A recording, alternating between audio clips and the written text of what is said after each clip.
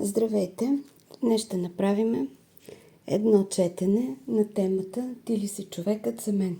Ще използвам една колода, която се нарича "Тайните на розите", за да обсъдим вашите партньорски отношения. Ти ли си човекът за мен? Здравейте на всички гости и последователи на канала. Настройте се, помислете за човекът, с който сте се запознали наскоро или сте си харесал. Извикайте го в паметта си, помислете за него, настройте се на тази вълна.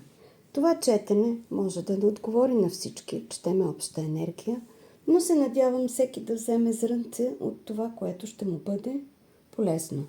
Най-напред ще разбъркаме картите, за да видим миналото на ситуацията.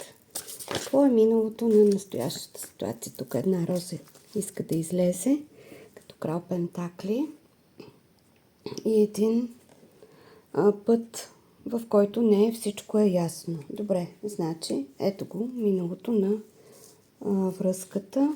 То само излезе, без аз да го тегля. Имаме луна, в която двама човека върват по пътя и не абсолютно всичко им е ясно, не всичко е явно, има много скрити неща между тях. Въпреки всичко, един крал пентакли е обгрижвал със стабилност партньорката си. Така да видим какво ще излезе за напред. Ти ли си човекът за мен? Ти ли си човекът за мен, независимо дали четенето е за мъж или за жена? Ти ли си човекът за мен?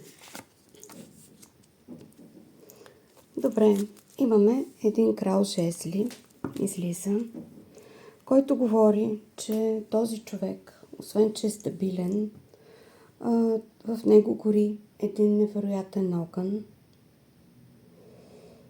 Това е човек смел, вероятно някой огнен знак, който ще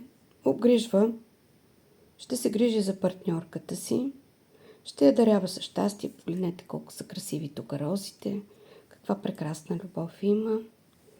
И развитието на връзката е четворка жезли, което говори, че да, може би ти си човекът за мен, но ще се премине през едни етапи, в които ще имаме радост, стабилност, но и на моменти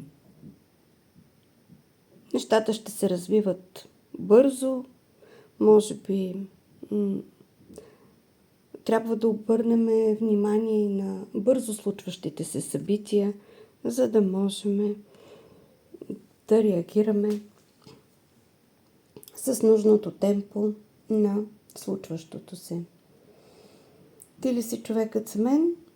По тези карти определено си човекът за мен. И сега ще ви изтегла и една руна. Ето, прекрасната руна на партньорството е вас. Значи днешното четене е напълно синхронично в стил партньорска връзка.